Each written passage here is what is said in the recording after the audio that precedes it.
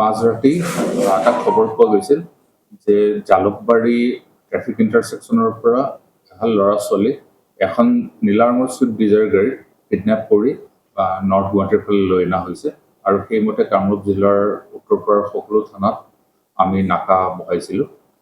ৰাতি প্ৰায় 12:15-12:20 মান সময়ত মান্দাঘাটৰ ওচৰত গাড়ীখন OC বাইহাটাই ইণ্টাৰচেপ্ট কৰিবলৈ কৰে আৰু গাড়ীখন ৰখাব চেষ্টা কৰে। তেতিয়া গাড়ীখনে আইন অমান্য কৰি OC আৰু এজন আমাৰ আৰক্ষী জোৱানক মহতিয়াই গাড়ীখন পলাই যায় বেজাৰৰ ফালে।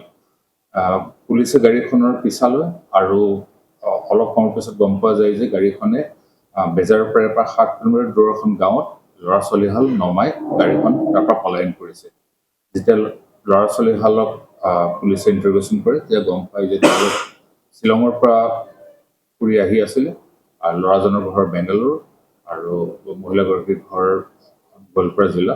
এইফালে আহি থাকোঁতে তেওঁলোকে টেক্সিৰ কাৰণে ৰখি থাকোঁতে 4জন মানুহে তেওঁলোকক টেক্সিত সোমাই জোৰবস্তি তেওঁলোকক কিডনেপ কৰি তেওঁলোকে প্ৰথমতে এয়াৰপৰ্টৰ ফালে তাৰপৰা পৰৱৰ্তী সময়ত নৰ্থ গুৱাহাটীৰ ফালে ব্ৰহ্মপুত্ৰ ব্ৰিজ পাৰ কৰি লৈ আহে আৰু তেওঁলোকৰ হাতত 1200 টকা আছিলে, মোবাইল ফোনকেইটা তেওঁলোকৰ পৰা কাঢ়ি লয়।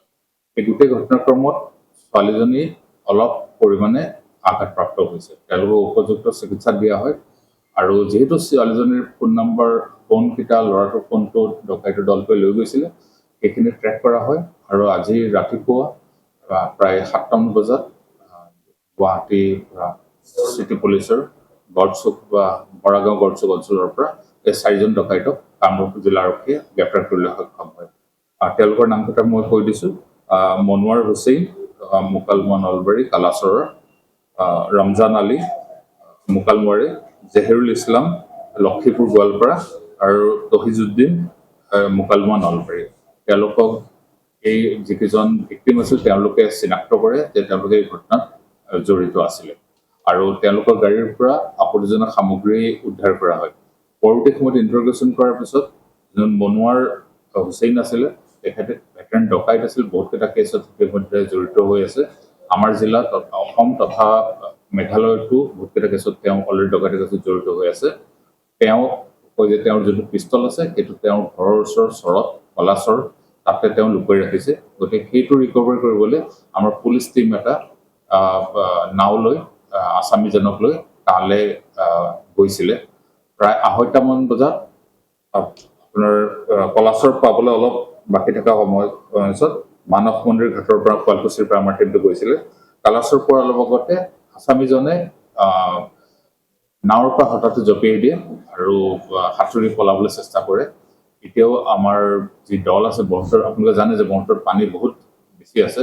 ইমিডিয়েটলি আমাৰ যিখিনি কৰণীয় আছিলে সেইখিনি আমাৰ পুলিচ যিখিনি তাতে বিষয়া আছিল তেওঁলোকে ব্যৱস্থা গ্ৰহণ কৰিছে। SDRFক আমি ইতিমধ্যে কল কৰিছোঁ, তেওঁ উদ্ধাৰ অভিযান চলাই আছে। আমি তেওঁলোকে চিয়ৰ নহয় যে তেওঁলোক সেই আছামীজন পলাই যোৱা ক'বলৈ সক্ষম হৈছে নে পানীত উটি গৈছে, সেইটো আমি তেওঁ পলাই গৈছে বুলি আমি ধৰি লৈ আমি ইয়াৰ ওপৰত আৰু পলাই যোৱাৰ কাৰণে তেওঁৰ ওপৰত আৰু এটা অতিৰিক্ত কেছ এটা ৰুজু।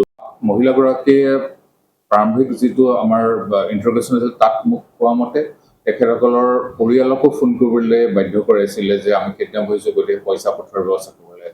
কাৰণ ল'ৰা ছোৱালীহঁতৰ হাতত বেছি পইচা নাছিলে, তেওঁলোকে শ্বিলঙৰ পৰা ঘূৰি আহি মাত্ৰ 1200 টকাই তেখেতৰ হাতত আছিলে। গতিকে সেইটো কৈছে বুলি মোক কৈছে, কিন্তু সেইটো আমি কল হৈছিল নাই সেই ডাটাটো আমি তেওঁলোকে চেক কৰিব পৰা নাই। চেক কৰিলে আমি তেনেকুৱা ছোৱালীজনে কোৱা মতে অলপ তেওঁক আতিশয্য চলাইছে বুলি কৈছে অলপ। সেইটো এতিয়া সেইটো ধন দাবী কৰি আতিশয্য চলোৱা নে মানে তেওঁক ছেক্সুৱেলি মলেষ্ট কৰিছে সেইটো আমি চিয়ৰ নহয়। আমি এতিয়া তেখেতৰ লগত সেইটো বিষয়ে কথা পাতিম। এই গ্ৰুপ যোনটো ইনভলভ আছে তেওঁলোকে আগতেও এনেকুৱা গাড়ী কিডনেপ কৰি গাড়ীত থকা মানুহখিনি লৈ ধনৰ লুটপাটৰ ঘটনাত আছে। আগতে তেখেতলোকৰ অসমৰ বিভিন্ন থানাত কেছ ৰুজু আছে য'ত তেওঁলোকে ৰাতি ক'ৰবাৰ পৰা ধন লৈ আহিলে আগতে তেওঁ মুৰ্গী বেপাৰ কৰি ঘূৰি অহাৰ সময়ত তেওঁলোকে 2-3বাৰ পইচা তেওঁলোকে ডকাইতি কৰি লৈ গৈছে। ইত্যাদি বিভিন্ন ধৰণৰ তেওঁলোকৰ গোচৰ অলৰেডি ৰুজু হৈ আছে। এনেকুৱা ধৰণৰ ঘটনা পূৰ্বে হৈছে কেইবাটাও, য'ত ভাড়া মৰা গাড়ীৰ বেগত আহি পেলাই উঠাই লৈ যায় কিডনেপ কৰে। এই ক্ষেত্ৰত আমাৰ কি কিবা চিন্তা কৰিছে? আমি ইতিমধ্যে এই ঘটনাটোৰ লগত গুৱাহাটী চিটি পুলিচৰ লগত কথা পাতিছোঁ। তেখেতসকলৰ টিম এটা আহিব, ইণ্টাৰগেশ্যন কৰিব। আৰু ইনিচিয়েল ঘটনাটো যিহেতু জালুকবাৰীত হৈছে, গতিকে DCP ৱেষ্ট আমাৰ কমিশনাৰ পুলিচ ছাৰেও মোৰ লগত কথা পাতিছে। গতিকে তেখেতে সেই তদন্ত কৰিব আৰু তেখেতৰ নিশ্চয় ব্যৱস্থা ল'ব যাতে এইটো পুনৰাবৃত্তি যাতে নহয়।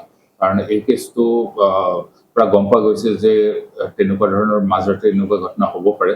গতিকে তাৰ ওপৰত নিশ্চয় ব্যৱস্থা ল'ব। হৰাইজন আৰ্টিষ্ট নাট্য বিদ্যালয়ৰ উদ্যোগত নাট আৰু নৃত্যৰ কৰ্মশালা। চিনেমা, ধাৰাবাহিক নাটকৰ অভিজ্ঞ অভিনেতা অভিনেত্ৰীসকলৰ দ্বাৰা কৰ্মশালাত দিয়া হ'ব প্ৰশিক্ষণ। স্থান মিৰ্জা দুৰ্গা পূজা মণ্ডপ। তাৰিখ 10 জুলাইৰ পৰা 15 জুলাই 2024। সময় পুৱা 11 বজাৰ পৰা আবেলি 3 বজালৈ। যোগাযোগ নম্বৰ 6002073224।